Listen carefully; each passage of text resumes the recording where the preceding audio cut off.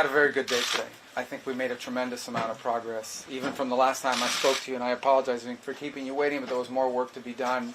We began almost 3 weeks ago with a foundational document that we socialized and ran by both sides, and with input from both sides. And one of the things that happens when you've been involved in this now for 10 months is you get a pretty good sense of what the priorities and the red lines and the important issues are for both sides.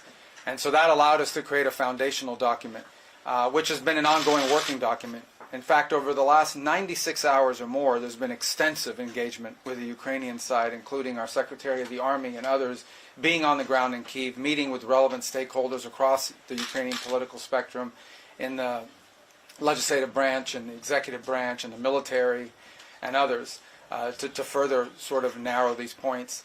We arrived here today with one goal, and the goal was to take what is 28 points or 26 points, depending on which version as it continued to evolve, and try to narrow the ones that were open items. And we have achieved that today in a very substantial way.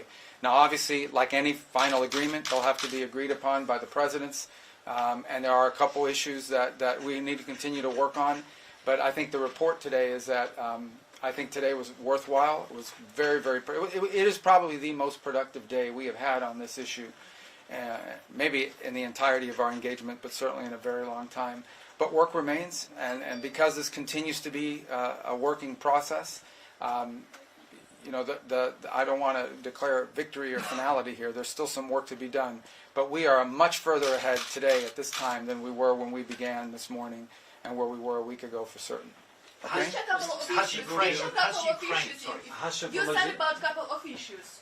Yes. Remaining. Could you please specify on that? Well, I'm not going to get into the details on the issues. This is a very delicate moment, and it's important. Like I said, there's not agreement on those yet. Some of it is semantics or language. Others require higher level decisions and consultation. Others, I think, just need more time to work through. As an aside, I will mention that there were items that we were discussing as part of the original 28, it evolved. This is a living, breathing document. Every day with input, it changes. There were some that involved equities or the role of the EU or of NATO or so forth. And those we kind of segregated out because we just met with the national security advisors for various European countries. And those are things we'll have to discuss with them because it involves them. So we sort of really focused on the ones that were bilateral in nature for the most part. So there are a couple, none of it insurmountable. I can tell you that the items that remain open are not insurmountable. We just need more time than what we have today. I honestly believe we'll get there. Has Ukraine indicated to you that it's prepared to compromise, for instance, on some of those key issues like territory in exchange for peace with Russia? Have they suggested that they are prepared to... Well, I'm not going to... Look, it's not because for purposes of evasion. It's just I'm not going to get into the details of the topics that were discussed because this is an ongoing process. What is important to understand and how these things work is... You have to, in order to have a proposal, you have to write it. If it's just verbal, it's in the air. You have to put it down on a piece of paper, and just because it's printed on a piece of paper doesn't indicate finality. So you get input, and based on that input, you make adjustments, and then you get more input, or you make a counteroffer, and you get more adjustments. That's an ongoing process. There's a lot more of that to happen. So I'm not going to speculate or go into the details of any of the specific items in the latest version of the proposal, because, frankly, by tomorrow or the next day, that may have evolved and changed further. And but I can tell you, that I feel very optimistic that we can get something done here because we made a tremendous amount of progress today. What are you going to tell President Trump about the attitude of the Ukrainians during these negotiations? Oh, it was very positive. I'm telling you, today was the most productive day we have had. He said they were ungrateful earlier. Well, today, and we've talked to him since, I think he's quite pleased at the reports we've given him about the amount of progress that's been made. Well, obviously the Russians get a vote here, right? So, I mean, look, we began from the early stage of this process with our understanding of the Russian position as had been communicated to us in numerous ways. At the State Department we received numerous written non-papers and things of this nature, also verbally, things they've discussed over time and so forth. So it was, no matter what we came up with today, obviously we now have to take what we come up with if we can reach that agreement with the Ukrainian side to the Russian side. That's another part of this equation. They have to agree to this in order for this to work. What about new deadline? Will be new deadline or it's... The deadline is we want to get this done as soon as possible. Obviously, we'd love it to be Thursday. We'd love to be...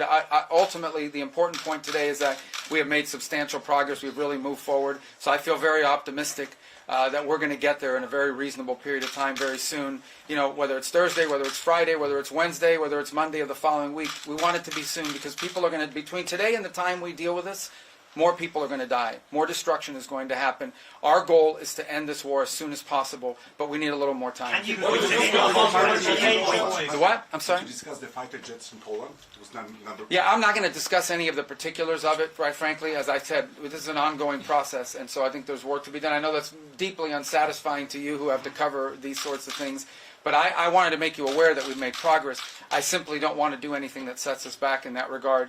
And but I can tell you we've made substantial progress. Today was the best day we have had in our entire 10 months of working on these issues. Did you confirm that you met the European representatives today and what you Yes, yeah, we met with the national security advisors of a variety of countries that were here, and we sort of walked them through the progress we had made today. We didn't go again into tremendous detail. We assured them that items that involve both Europe and NATO directly, or that those items are items that we sort of agreed to put as part of a separate track because it involves input from them. But I think what they heard, and I hope they'll confirm, I believe they will, is an incredible amount of positivity from both the Ukrainian and American side about the progress we've made today. What happens tomorrow, Mr. Secretary? What's the plan for It will tomorrow? only make sense if it includes a provision that says the Americans are willing to provide security guarantees similar to Article 5 of NATO. Are you receptive to this? Yeah, again, I'm not going to discuss the details of what's being, worked on with regards to any particular provisions. I mean, clearly, I think we all recognize that part of getting a final end to this war will require for Ukraine to feel as it is safe and it is never going to be invaded or attacked again. So that's clearly something that has to be discussed. I think we've made substantial progress on that and other points, but I'm not going to get into the details today about all of it. I have time for two more, guys, because I got to run some. Any The what? concessions you're asking the Russians to make? Zelensky in the next hours? Am I what?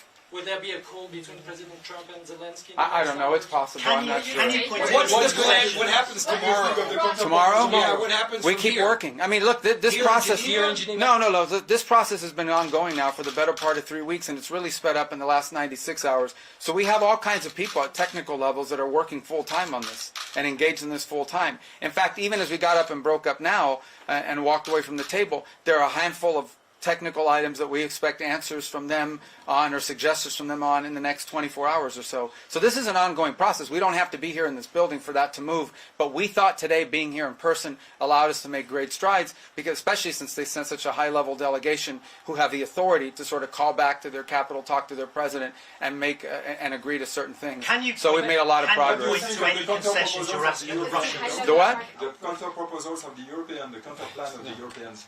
I'm not a work counter plan. Can you Is point to Geneva I haven't seen any counter plan. Is Geneva the All right, guys. Thank you. Can you Thank point you. to any concessions you're asking the Russians to make, Mr. Rubio, or is it just the Ukrainians?